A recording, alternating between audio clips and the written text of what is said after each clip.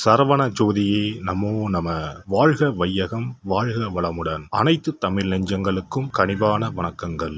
நிகழும் ஸ்ரீ மங்களகரமான குரோதி ஆண்டு ஜூலை மாதம் 17ஆம் தேதி புதன்கிழமை அன்று அனுசம் நட்சத்திரத்தில் ஏகாதசி திதியில் சுப்பிரம் நாமயோகத்தில் வணிசை கரணத்தினில் சித்த யோகம் கூடிய நன்னாளில் இந்த மகத்தான ஆடி மாதம் பிறக்கிறது. ஆடி மாதம் என்றதும் நம் நினைவுக்கு வருவது ஆடிப்பெருக்கு மட்டும்தான். ஆனால் இந்த ஆடி மாதத்தில் நிறைய சிறப்பு அம்சங்கள் உள்ளன.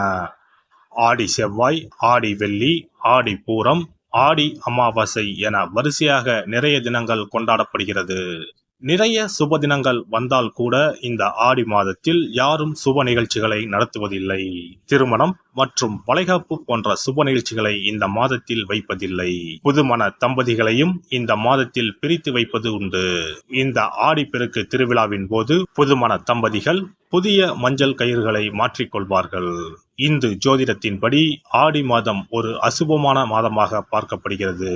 எனவே இந்த மாதத்தில் திருமணம், சுப நிகழ்ச்சிகள், புதுமனை புகுவிழா என எந்த சுபகாரியங்களும் நடக்காது. இந்த ஆடி மாதத்தை ஒரு சூனிய மாதம் என்றும் கூறுவார்கள். ஆடி மாதத்தை ஒரு சூனிய மாதமாக பார்த்தாலும் இந்த மாதத்தில் ஏராளமான பூஜை மற்றும் விரதம் மேற்கொள்ளப்படுகிறது. இந்த மாதத்தில்தான் சக்தி தேவிகளையும் பைரவர், வாராகி, நரசிம்மர், மகிஷாசுர மர்த்தினி, துர்க்கை அம்மன் போன்றோர்களை பக்தர்கள் மறக்காமல் வழிபடுகின்றனர். எனவே ஆடி மாதத்தில் நிறைய சிறப்பம்சங்களும் இருக்கத்தான் செய்கின்றன.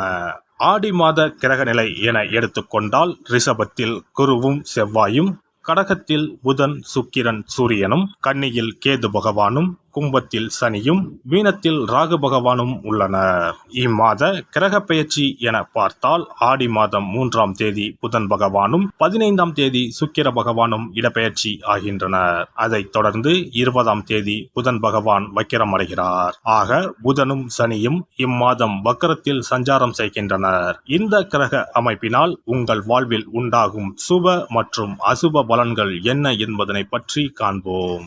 எத்தனை துன்பங்கள் வந்தாலும் அதனை மனதுக்குள் வைத்து வெளியில் மகிழ்ச்சியை காண்பிக்கும் திறன் உடைய மேசராசி அன்பர்களே, இந்த மாதம் பல வகையிலும் நற்பலன்களை அள்ளித்தரும்.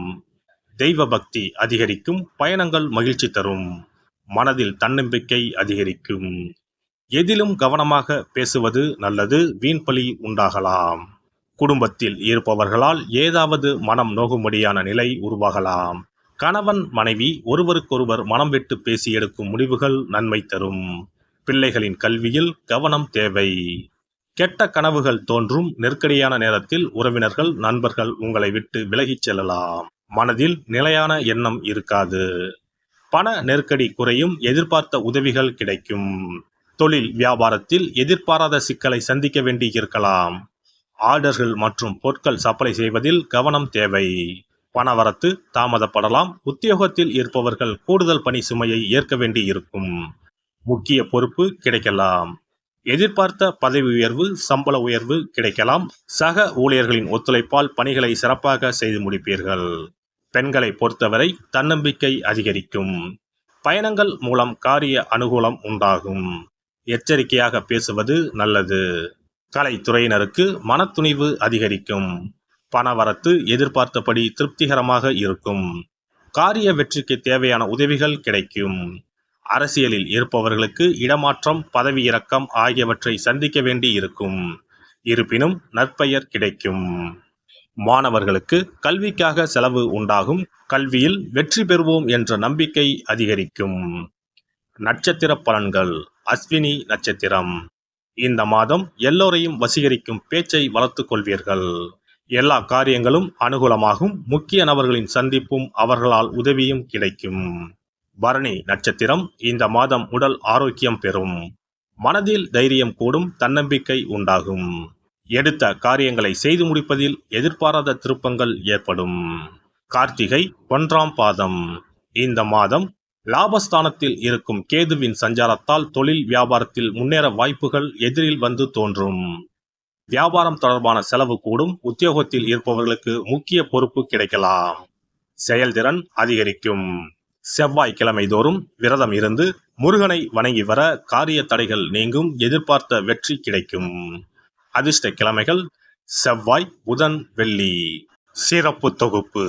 ஆடி மாத சிறப்புகள் மற்றும் வழிபாடு தொடர்பான சில குறிப்புகளை பற்றி காண்போம். ஆடி மாதத்தில் சிவனின் சக்தியை விட பார்வதியின் சக்தி அதிகமாக இருக்கும் என்பது ஐதீகம்.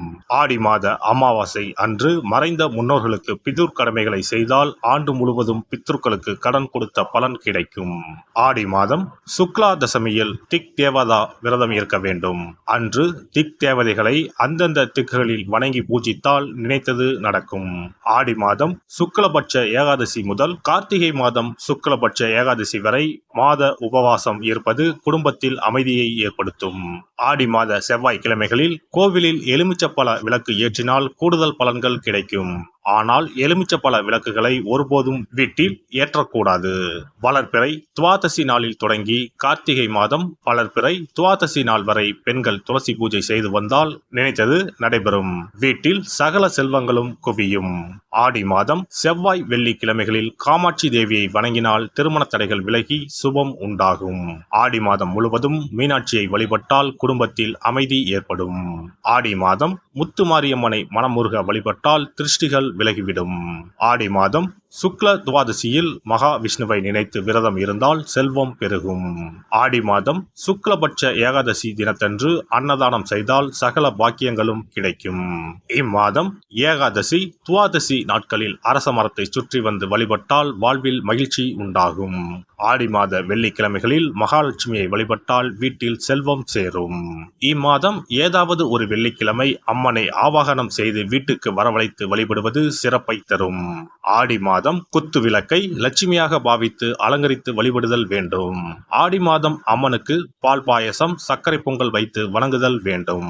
அம்மனை வழிபடும் போது மறக்காமல் லலிதா சகஸ்ரநாமம் சொல்ல வேண்டும். இம்மாதம் வீட்டில் சிறப்பு பூஜைகள் செய்யும் போது சிறு பெண் குழந்தைகளை அம்மனாக பாவித்து உணவு கொடுத்து ரவிக்கை, சீப்பு, குங்குமச்சிமிழ், கண்ணாடி, வளையல், தாம்பூலம் கொடுக்க வேண்டும். இம்மாதம் அம்மனுக்கு சாற்றப்படும் வளையல்களை பெண்கள் அணிந்து கொண்டால் திருமண பாக்கியம், குழந்தை பாக்கியம், சகல நலன்களையும் நீங்காத செல்வத்தையும் பெறலாம். ஆடி மாத வெள்ளிக்கிழமைகளில் அதிகாலையில் எழுந்து குளித்து தூய ஆடை அணிந்து சாணத்தை பிள்ளையராக பிடித்து செவ்வரளி, செம்பருத்தி, அருகு கொண்டு சூரிய உதயத்திற்கு முன்னர் விநாயகரை பூஜிக்க வேண்டும். வாழை இலை மீது நெல்லை பரப்பி அதன் மீது கொழுக்கட்டை வைத்து விநாயகரை வழிபட செல்வம் கொளிக்கும். ஆடி பௌர்ணமி அன்று சிவபெருமானுக்கு திரட்டுப்பால் அபிஷேகம் செய்து கருப்பு பட்டாடை, 100 முத்துக்கள் கோர்த்த மணிமாலை, கரு ஊமத்தம் பூ மாலை அணிவித்து மூங்கில் அரிசி பாயாசம் படைத்து வழிபட்டால் எப்பேற்பட்ட பகையும் விலகும். பொதுவாகவே வெள்ளிக்கிழமைகள் அம்பாளுக்குரிய சிறந்த நாட்களாகும். இதனோடு அயனத்துக்குரிய சிறப்பும் சேர்வதால் ஆடி மாதத்தில் வரும் வெள்ளிக்கிழமைகள் அம்பாளுக்கு தனிச்சிறப்பு கொண்டவையாக கருதப்படுகின்றன. எல்லாம் வல்ல இறையருளால் நீங்களும் உங்கள் அன்பு குடும்பமும் உடல் நலம், நீலாயுள், நிறை செல்வம், உயர் புகழ், மெய்ஞானம் ஓங்கி வாழ்க வளமுடன். இந்த வீடியோ பதிவு உங்களுக்கு பிடித்திருந்தால் லைக் பண்ணுங்க, கமெண்ட் பண்ணுங்க, ஷேர் பண்ணுங்க, மறக்காம சப்ஸ்கிரைப் பண்ணுங்க, பக்கத்துல இருக்கிற பெல் பட்டனை கிளிக் பண்ணுங்க. நன்றி, வணக்கம். ஓம் நமச்சிவாய. சிவாய நம.